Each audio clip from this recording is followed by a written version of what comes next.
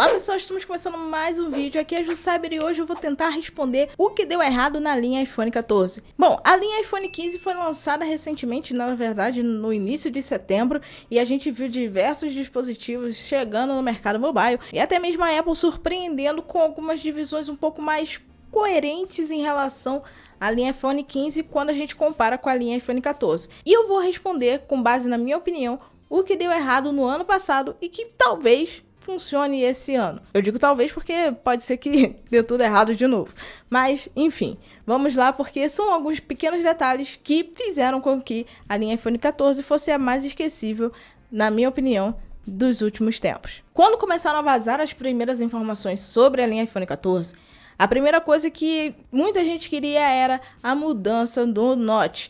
E o entalhe ser modificado era uma aclamação do público, afinal já eram 5 anos utilizando o mesmo recorte ali na tela, algo que incomodava muito na experiência de uso e não tinha tanto propósito para ser tão grande, afinal outras empresas fabricantes de celulares Android já haviam mostrado que era possível diminuir aquele recorte e garantir ainda assim os sensores e a questão da câmera frontal sem ser algo sob a tela, mas a Apple insistia no design esquisito porque era algo contratual e algo que eles já haviam prometido que dariam por muitos anos para os usuários.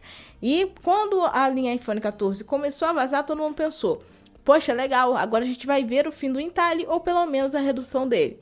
Até a página 2, porque somente o iPhone 14 Pro e Pro Max ganharam um novo entalhe chamado de ilha dinâmica, que tem aquele formatinho mais arredondado, bonitinho, do que o Notch franjão que continuou no iPhone 14 e 14 Plus.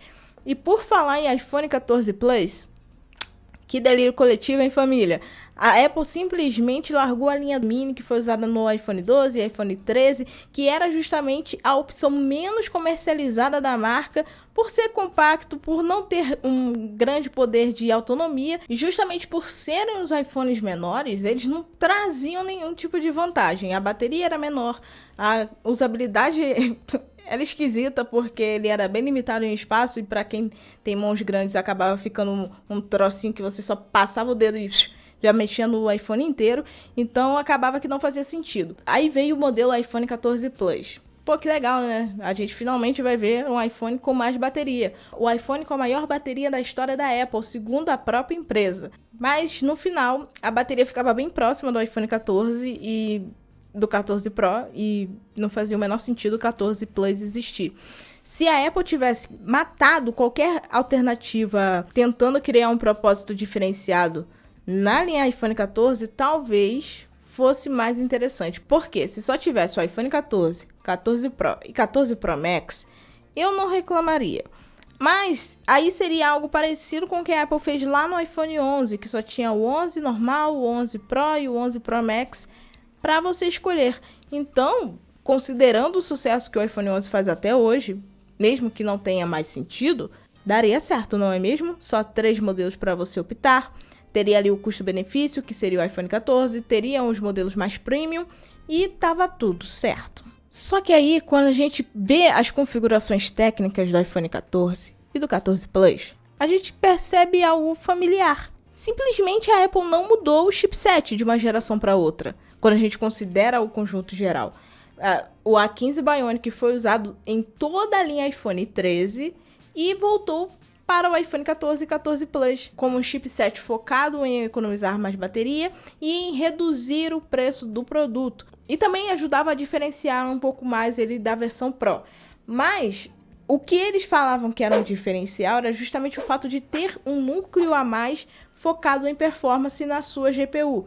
Porque com isso você tem aí melhorias em relação a jogos, elementos 3D, que são pequenas coisas que fazem sentido no dia a dia para quem utiliza iPhone. Agora, a questão da fotografia, os sensores não sofreram nenhuma modificação em relação ao ano anterior, nem nada de design, só umas mudanças nas cores, mas isso não é tão relevante assim.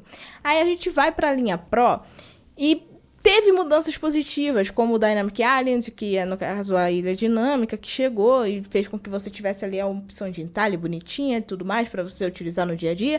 Só que aí a gente entra na questão que o design foi alterado, O desempenho é um pouco superior por conta do A16 Bionic, mas a Apple falhou onde ela sempre acerta, nas câmeras. A câmera principal de 48 megapixels foi a primeira vez que a gente viu um sensor de alta resolução em um iPhone e ao mesmo tempo a gente viu a Apple falhando na mesma coisa que a maioria das empresas que possuem celulares Android falharam, em colocar um sensor com mais megapixels que não conseguia ter uma questão de atender as expectativas no mesmo nível do sensor que tinha 12 megapixels no ano anterior. Quando a gente comparava as fotos do iPhone 13 Pro com o iPhone 14 Pro, não tinha grande diferença, e pelo contrário, muitas vezes a quantidade de ruído presente no iPhone 14 Pro, nas fotos feitas com o iPhone 14 Pro, era maior do que nas fotos feitas com o iPhone 13 Pro, principalmente à noite. Então, houve uma queda aí de qualidade, recebeu um downgrade, e isso fez com que quem comprou o iPhone 14 Pro, não vou chamar de trouxa nem nada disso, porque não são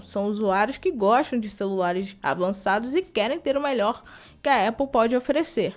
Mas assim, comparando com o que a gente viu esse ano, que foi a melhoria nesse sensor, basicamente cometeu um erro em comprar o iPhone 14 Pro ao invés de esperar o 15 Pro.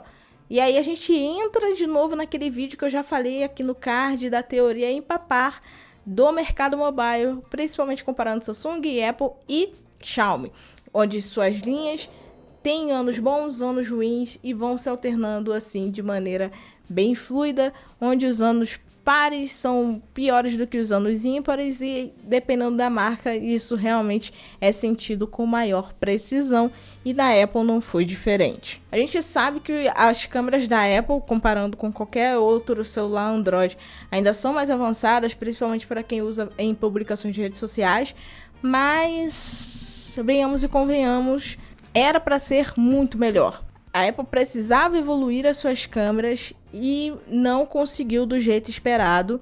E foi um lamento para mim, principalmente porque tinha um brasileiro envolvido no projeto. O cara chegou, apresentou suas ideias em relação à câmera lá no evento.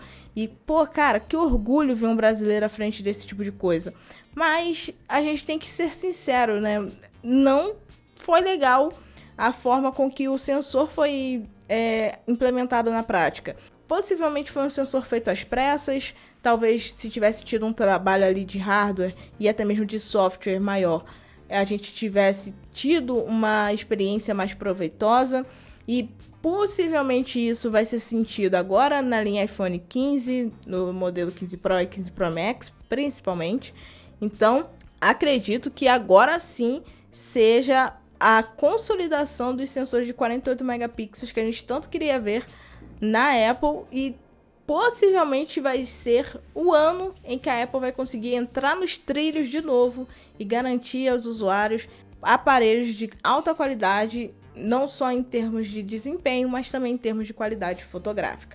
Mas a linha iPhone 14 é o tipo de linha que a gente tenta esquecer que um dia existiu.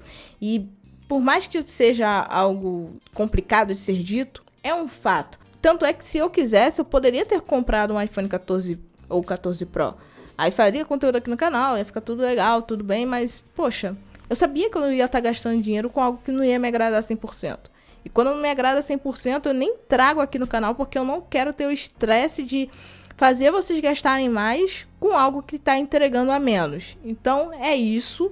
Eu queria fazer esse vídeo de uma maneira um pouco mais centrada, um pouco mais normal, falando sem reclamar tanto, mas deu muita coisa errada na linha iPhone 14 que eu não poderia deixar passar.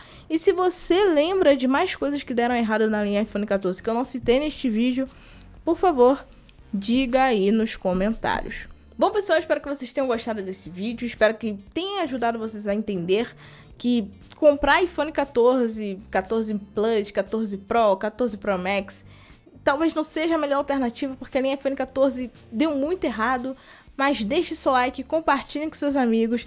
Na descrição do vídeo vou deixar o link para compra do iPhone 15, da linha iPhone 15 e também da linha iPhone 13, que são as linhas que eu realmente considero que valem a pena e que fazem sentido para você. E comprando por lá, você ajuda o canal a trazer mais vídeos e mais conteúdos para vocês. E se você ainda não é inscrito aqui do canal, se inscreva e ative as notificações. Assim você vai ficar por dentro de todo o conteúdo que é postado por aqui. É isso aí, pessoal, e até nosso próximo vídeo. Tchau!